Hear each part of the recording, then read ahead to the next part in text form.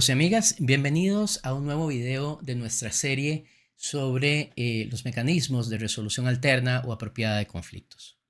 A través de esta serie pretendemos analizar no solamente los mecanismos principales, entiéndase por esto la negociación, la mediación y el arbitraje, sino que además queremos analizar los mecanismos que son parte de la gran gama de la resolución alterna o apropiada de conflictos y que son menos conocidos o menos utilizados. En este caso de este video vamos a dar continuación a nuestra presentación sobre la negociación. Y en este sentido, queremos proponerles entender la negociación como una especie de multiverso, como un espacio en el que coexisten una gran variedad de alternativas de negociar que muchas veces se superponen la una a la otra durante la realidad del proceso de negociación. Y en este sentido, no hay solamente una metodología para negociar o no existe la mejor metodología para negociar en todos los casos, sino que hay una variedad de opciones y sobre esto podemos desarrollar una estrategia de negociación que nos permita, digamos, los mejores resultados posibles. Ya como cada uno defina esos mejores resultados es también algo de lo que vamos a hablar, pero en todo caso vamos a un poco la idea central de la multiplicidad de caras que se pueden revelar durante la negociación. Y entonces, desde el punto de vista teórico, podemos decir que hay modelos teóricos y metodologías prácticas que en las palabras de sus autores parecieran ser digamos, sistemas muy definidos. Pero en la realidad, lo que sucede es que hay una mezcla de estas diferentes manifestaciones o diferentes caras de la negociación. Y para entender esta variedad de caras, vamos a utilizar una de las herramientas metafóricas más conocidas de la mediación. Y en este sentido, vamos a hablar de la metáfora de la pizza, que por cierto, a veces se expresa como la metáfora del pastel, pero que en esencia pues se explica de la misma manera. Y entonces vamos a tener en el objeto de negociación una pizza. Esto va a ser como definimos o como visualizamos la negociación. Pueden haber otras maneras de definir este objeto. Sin embargo, este punto lo vamos a dejar para otro video. Y nos vamos a centrar, digamos, en la investigación más conocida y más desarrollada. Y entonces, para abordar la negociación sobre esta pizza, hay dos diferentes enfoques. En uno, esta pizza es un objeto estático, un objeto fijo. Y entonces el reto de la negociación va a ser obtener la mayor parte posible de la pizza. Dado que es un recurso limitado, hablemos de 8 pedazos, mi objetivo al negociar va a ser maximizar mis ganancias, mis resultados, lograr obtener la mayor tajada de la distribución de esos pedazos de la pizza. Y en este sentido, la cooperación, la competencia va a ser usualmente la herramienta principal. Y voy a competir con la persona con la que estoy negociando por ver quién puede lograr, digamos, la mayor cantidad de la pizza posible. En la segunda opción, la pizza no es un objeto fijo, no es un objeto estático, sino que el objeto de negociación, entendido como una pizza, puede visualizarse como un objeto que puede ser transformado, y en ese sentido la interacción de los protagonistas o las personas envueltas en la negociación puede ampliar esta pizza hasta el punto en el que ambos protagonistas puedan obtener lo que buscaban simultáneamente. En este sentido, a diferencia de la primera versión en la que se trata de una distribución del objeto de negociación, una distribución del valor que se está buscando obtener de la negociación, se trata de una creación de mayor valor. Y entonces, en el segundo caso, se va a utilizar más la colaboración como una herramienta, digamos, para un enfoque para abordar este objeto, esta pizza.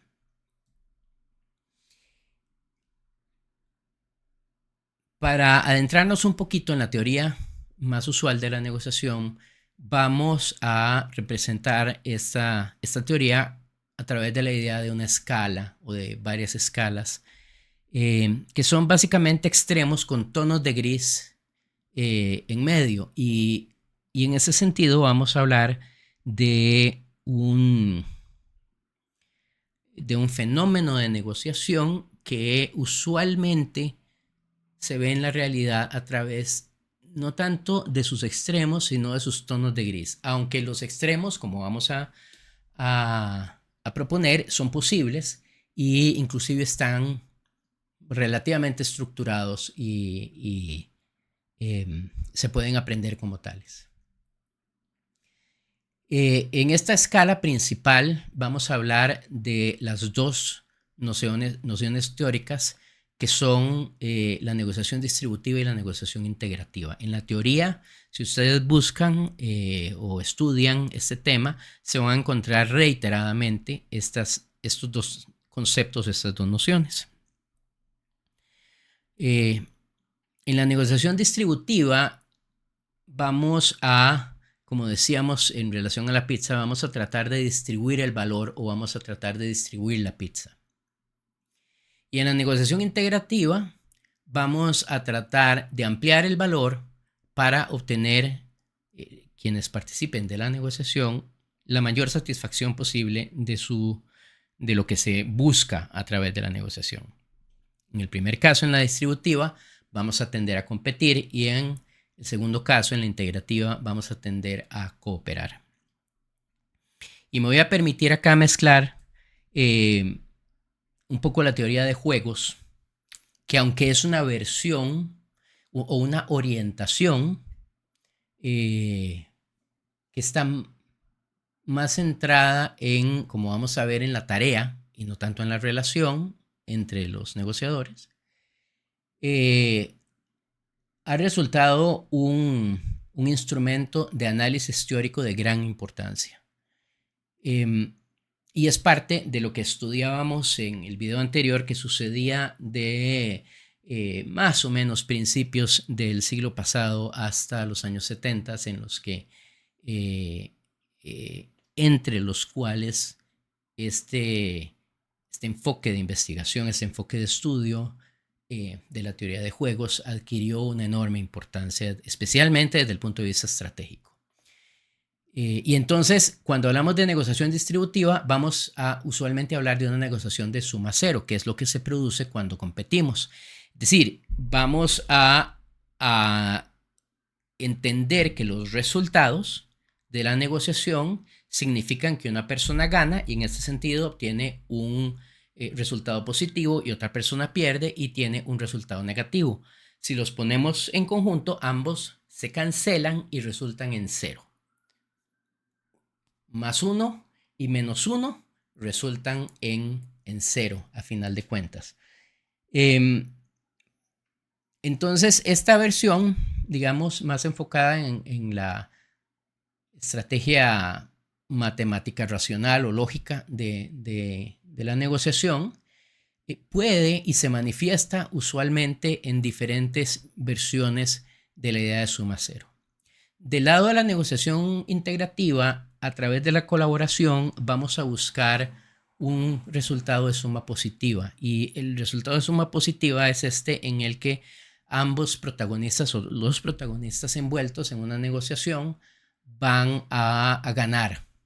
Y aquí aparece esta idea de ganar, que no es, digamos, mi concepto preferido, pero que está tan difundido en la literatura que ustedes se lo van a encontrar repetidamente y no es que no tenga importancia. Hay algunos bemoles que hay que tomar en cuenta, pero eso lo podemos hablar en otro momento. Por ahora, el resultado de suma positiva se puede visualizar como la idea de ganar versus el resultado del enfoque distributivo que resulta más en suma cero. Ahora, en teoría de juegos hay una tercera opción y entonces se habla de un resultado de suma negativa. No lo coloqué como parte de la escala porque para el efecto de analizar la negociación distributiva y la negociación integrativa como nociones teóricas,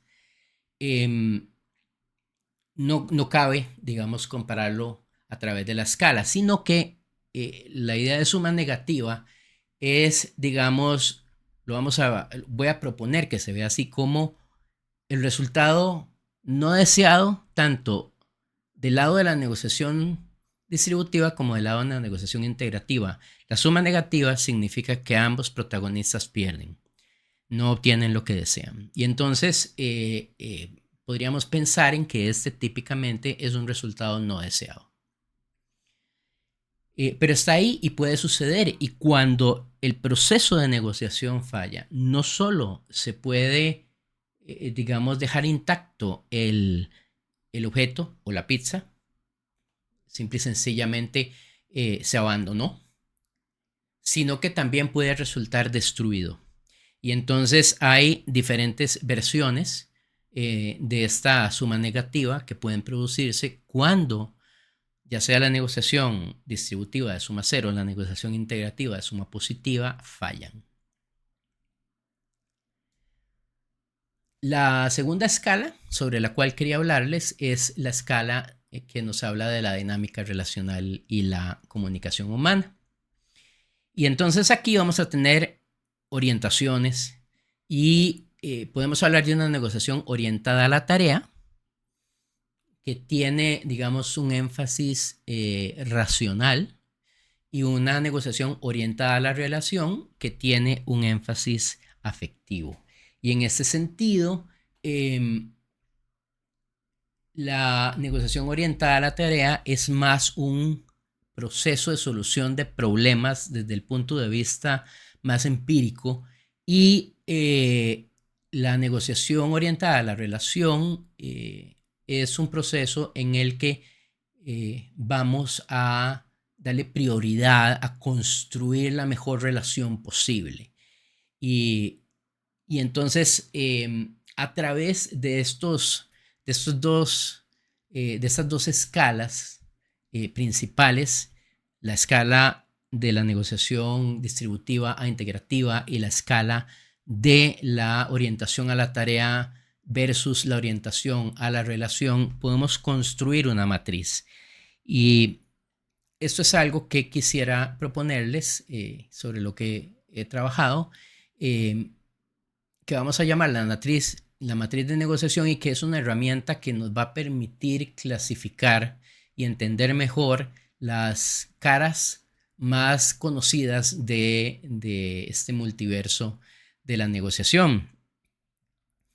Y entonces vamos a hablar de un eje que va de la negociación distributiva integrativa, un eje X, digamos, y un eje Y, que va de la negociación orientada a la tarea hacia la negociación orientada a la relación. Y entonces vamos a tener acá 4 cuadrantes sobre los cuales vamos a poder o en relación a los cuales vamos a poder clasificar diferentes manifestaciones de la negociación. Y entonces, vamos a tener un cuadrante que... un primer cuadrante que va a hacer una combinación de el enfoque distributivo y la orientación a la tarea. Un segundo cuadrante que va a ser una combinación del enfoque integrativo y la orientación a la tarea. Entonces, digamos que en esta parte superior de la matriz vamos a tener la orientación a la tarea separada o dividida en los enfoques que son más distributivos y los enfoques que son más colaborativos. El cuarto cuadrante es una combinación de la negociación integrativa o colaborativa y la orientación hacia la relación, terminando con un cuarto cuadrante en el que permanece esa orientación a la relación, solo que se trabaja a través de un enfoque distributivo de suma cero. Y bueno, para generarnos una idea más clara de estas 4 cuadrantes, vamos a hablar de el lado izquierdo de la matriz. Vamos a hablar de la perspectiva distributiva de la negociación, que se expresa con una orientación hacia la tarea, una orientación hacia la relación, y del lado derecho vamos a hablar de una negociación colaborativa que se expresa a través de la orientación hacia la tarea o a través de la orientación hacia la relación. Y para ponerlo un poquito más claro, vamos a utilizar ejemplos de 4 de los principales textos en estos ámbitos. Y en el primero, en el cuadrante de la negociación distributiva y orientada a la tarea, vamos a hablar del texto de Howard Raifa que se llama El arte y la ciencia de la negociación. Este es un texto que es, digamos, producido en la etapa más densa del desarrollo de la teoría de juegos y ha sido entendido, digamos, como una guía de la idea de abordar las negociaciones desde un punto de vista estratégico, lógico, racional. Aunque Howard Raifa habla claramente en su texto de aspectos afectivos y relacionales, pero como muchas veces sucede, el enfoque o la prioridad que se le dio a la interpretación del trabajo de Howard Raifa fue en el ámbito de lo más racional y más distributivo. Entonces es presentado y se entiende, se lee como una de las más puras versiones de la negociación de suma cero. Y aquí hay un proceso basado en la persuasión desde el punto de vista racional. Y entonces esta idea de que los protagonistas buscan los mejores resultados posibles desde el punto de vista racional es un esquema predominante en este ámbito. Y entonces Howard Raifa trae a colación una serie de herramientas como los árboles de toma de decisiones y como los diferentes modelos de teoría de juegos que nos permiten analizar estratégicamente la negociación y que nos permite abordarla de una manera efectiva desde el punto de vista de cómo se entiende la pizza o el objeto, para ponerlo de esa forma. Entonces, bueno, este es un primer texto y mi objetivo va a ser en los videos que siguen hacer un análisis de estos textos como para que se vaya a entender mejor esta matriz de la negociación.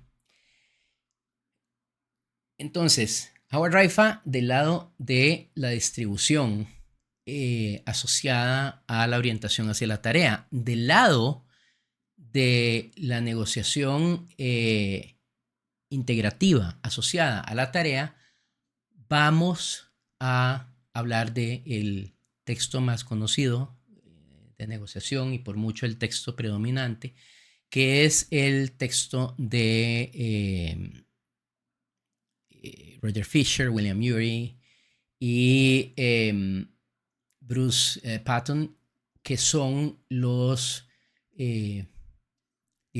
autores. Patton es un autor que entra en ediciones posteriores del texto, pero que son los principales autores de este libro que se llama Getting to Yes o Obtenga el Sí en español, y que es el modelo con base en intereses que Harvard propone. Debo decir que este es uno de los enfoques más estructurados de la negociación. Más que, digamos, principios, que sí los contiene, agrega una serie de elementos estructurales de proceso que hacen más claro y más didáctica su utilización. Y se volvió el punto de partida del entendimiento de la negociación a partir de los 80s. La mediación que predomina ahora es un derivado de esta metodología planteada por esos autores del proyecto de negociación de Harvard. Entonces, bueno, esta es una metodología de naturaleza colaborativa que busca encontrar soluciones a los problemas. Se ha entendido principalmente desde el punto de vista lógico-racional, aunque, de nuevo, como es el caso del texto de Howard Raifa, Harvard y su modelo han hecho un esfuerzo por dejar ver que no solamente es la parte racional, sino es la parte emocional. Sin embargo, debo decir que no han sido tan exitosos. Aunque en el texto se evidencia la presencia de los aspectos interpersonales y relacionales durante la negociación, la crítica principal que por muchos se escucha en relación a este modelo es que no brinda claridad de cómo abordar los aspectos afectivos de la negociación. Y yo pienso que hay razones válidas para esto. Desde el punto de vista de herramientas, el enfoque realmente no deja claro el abordaje de los procesos, vamos a llamarlos así, irracionales durante la negociación.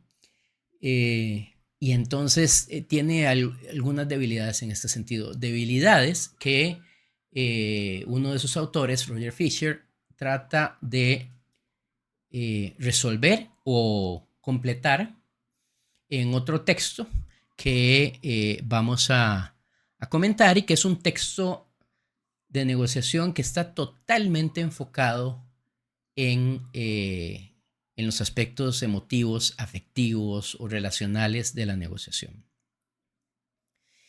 Y además, en las diferentes ediciones de este texto, los autores incluyeron un capítulo de preguntas y respuestas en el que trataron de explicar cómo es que el modelo quiere abordar los aspectos afectivos relacionales,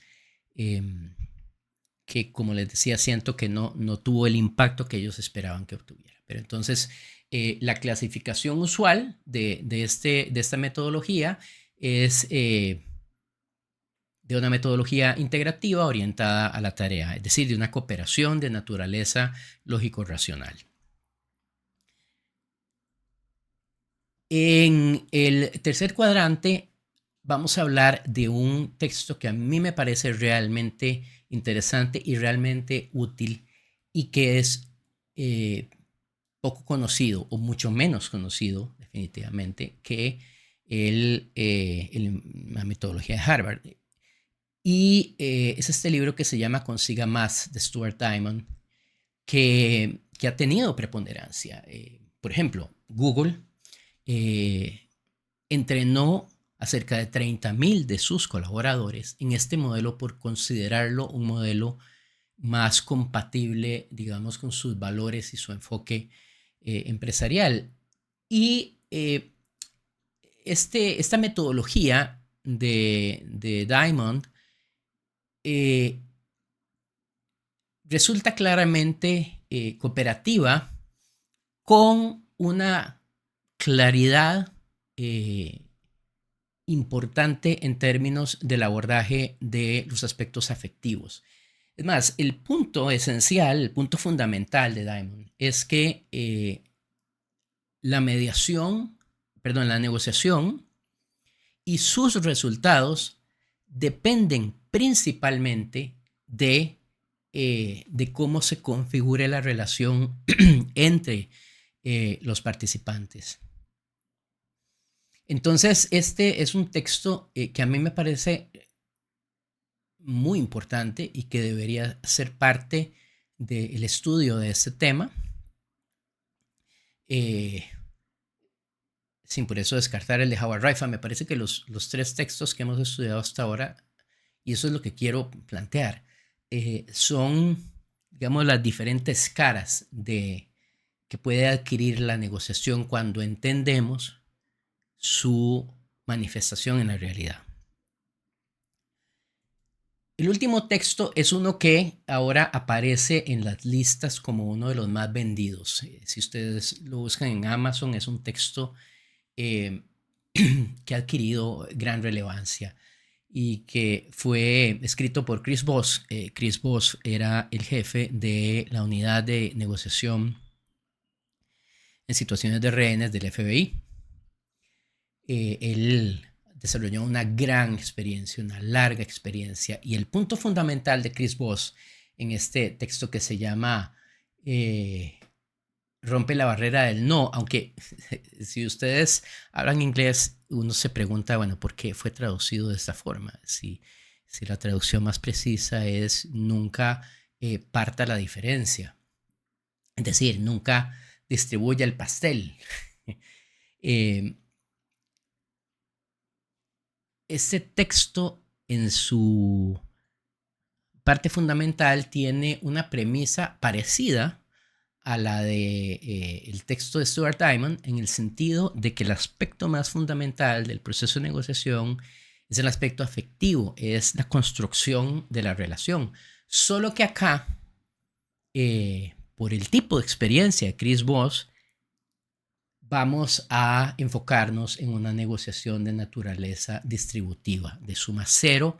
Y entonces la persuasión, en algunos casos, una de las críticas que se le hace a este texto, es que adquiere una naturaleza manipuladora. Y cuando ustedes leen el texto, aunque Chris Voss reiteradamente insiste en que no se trata de manipulación, para mí, desde mi perspectiva, se dejan ver esos tintes de control del proceso de negociación a través de, digamos, herramientas de naturaleza afectiva.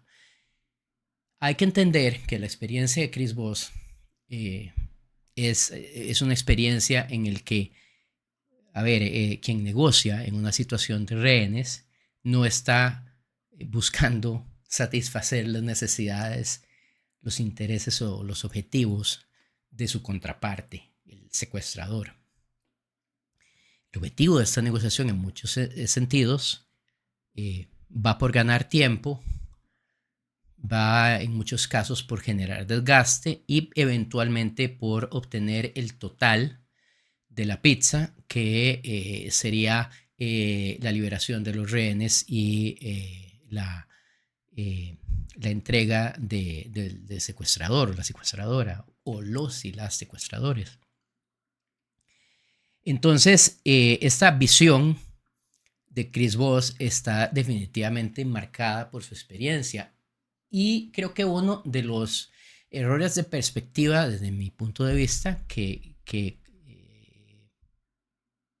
comete Chris Voss es universalizar esta perspectiva. Igual que los otros autores, solo que tal vez con un énfasis más claro.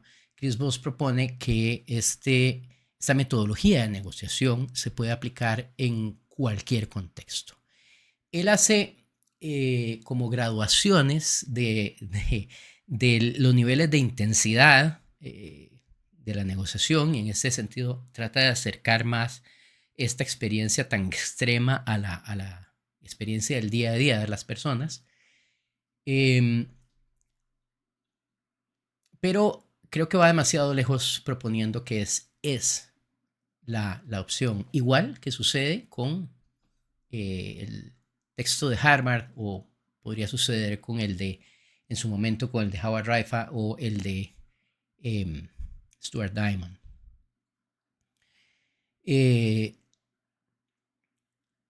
Al mismo tiempo, es importante mencionar que el texto contiene herramientas que pueden resultar sumamente útiles en cualquier ámbito de la mediación, y esto sucede también con las otras metodologías estudiadas.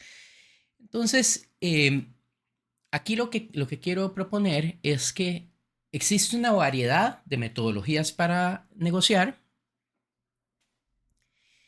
y estas metodologías van a manifestarse de diferentes maneras dependiendo de las circunstancias de la negociación, dependiendo de la personalidad de quien negocia, dependiendo de quién es la contraparte en relación a quien negocia, de cuál es el tema de negociación y qué es lo que está en juego, y cuál es el contexto de la negociación.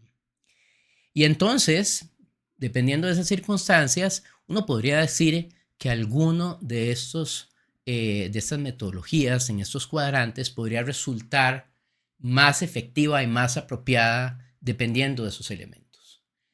Y en algunos casos lo que vamos a encontrarnos pues es una mezcla, tal vez no intencional, pero una mezcla de estos diferentes cuadrantes de la matriz de negociación. Ahora, como en todo ámbito existen digamos,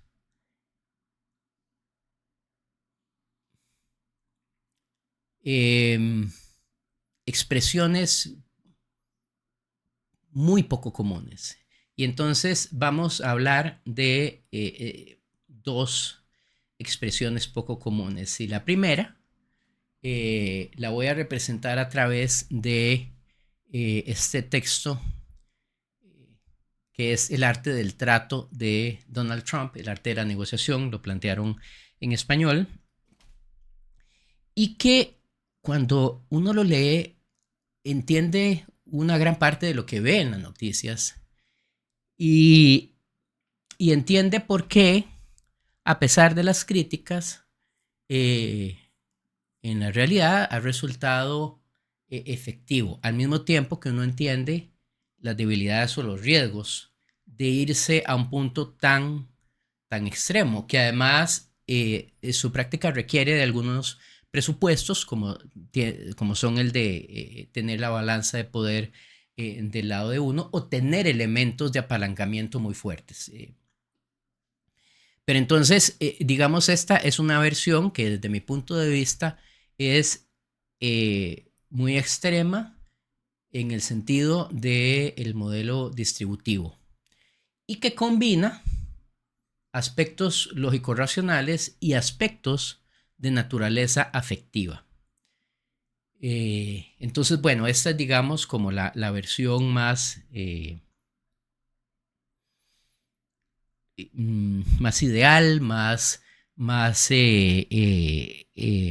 potenciada de los cuadrantes que tienen que ver con la distribución o el enfoque distributivo de la negociación. Y del lado del enfoque integrativo,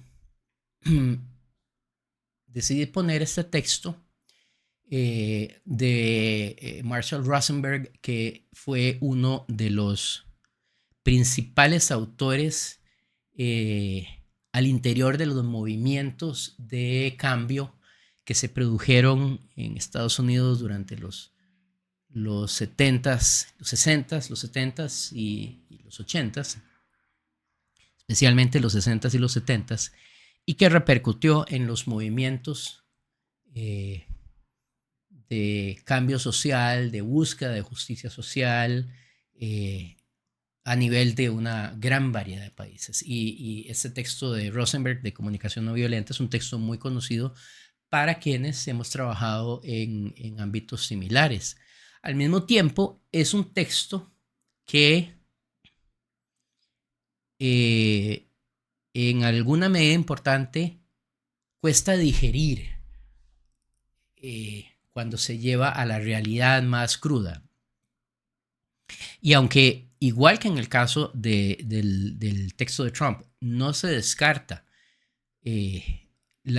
su funcionalidad y su efectividad, que por cierto ha sido clara en diferentes contextos, vamos a entender estos dos, digamos, manifestaciones extremas, las vamos a entender como más utópicas en el sentido de sus riesgos y sus debilidades, al mismo tiempo de señalar que en ciertas realidades ambas han resultado sumamente efectivas. Entonces, esto nos da una perspectiva más amplia de lo que es la negociación, y el estudio de estos textos me parece que si se trata de desarrollar esta habilidad, se le dice blanda, pero algunos autores dicen que no es tan blanda, y que especialmente en esta era de la inteligencia artificial, en mi opinión, pueden adquirir mucha más relevancia, porque el tema de la presencia humana dentro de los procesos decisorios asociados a inteligencia artificial cada vez es más evidente esa necesidad.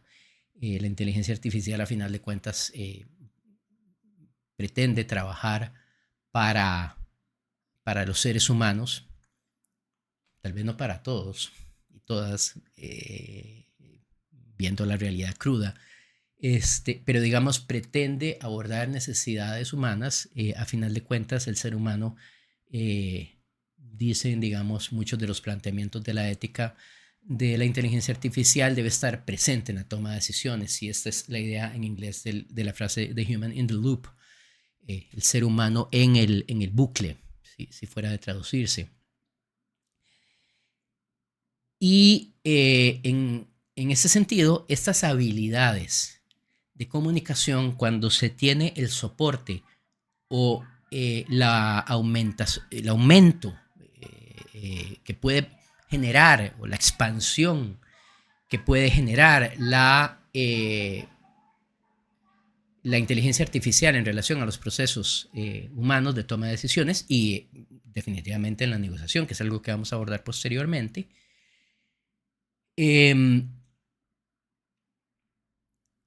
hace que debamos definitivamente refinar nuestras capacidades relacionales, que han sido progresivamente desplazadas por las posibilidades de automatización, las posibilidades de delegación de ciertos procesos de trabajo, pero que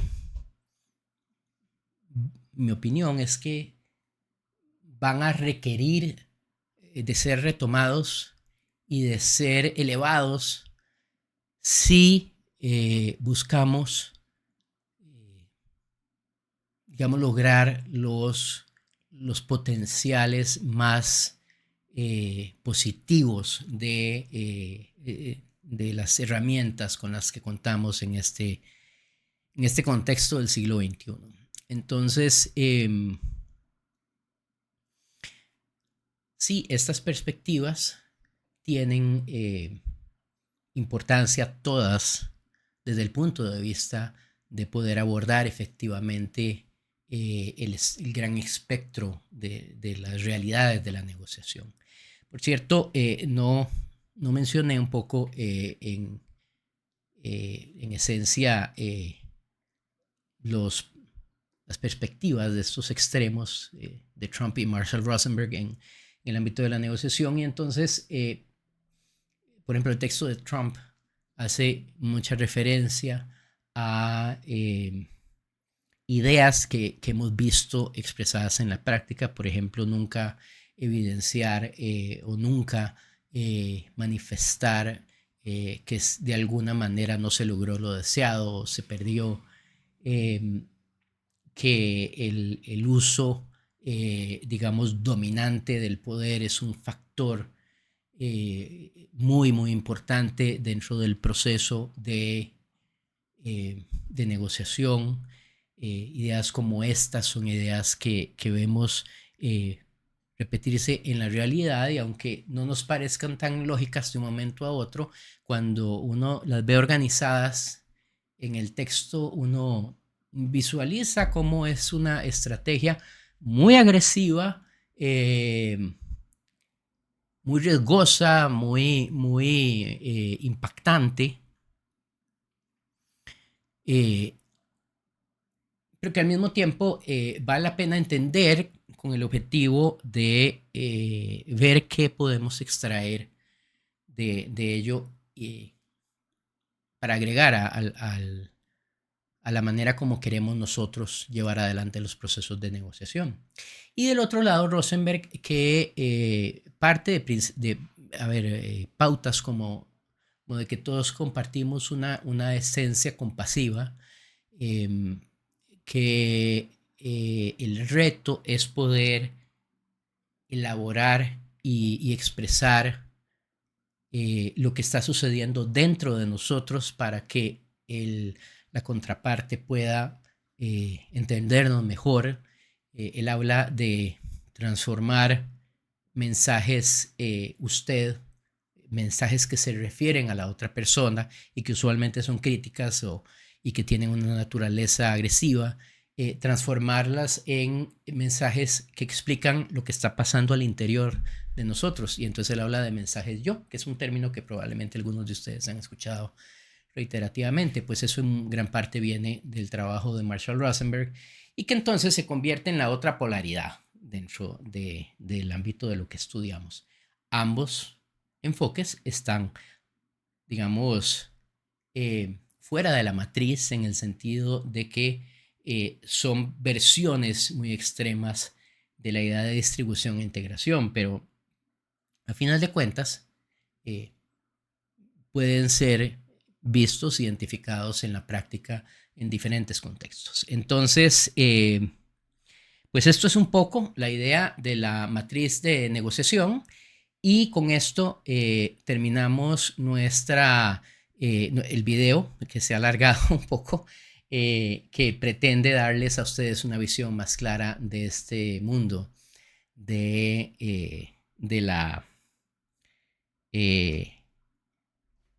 este multiverso de la negociación. Definitivamente, todos estos enfoques, como los habíamos estudiado, pueden fallar. Todos pueden lograr resultados positivos, aunque estén parcializados. Y cuando fallan, entonces está la posibilidad de un resultado de suma cero, que por cierto no mencioné, y que este resultado de suma cero es en general el punto en el que pensaríamos que deberíamos de evitar entrar. Aunque podemos visualizar escenarios en los que la pérdida de ambos podría, en vista desde la perspectiva de un proceso, contribuir a un eventual resultado más amplio de naturaleza positiva.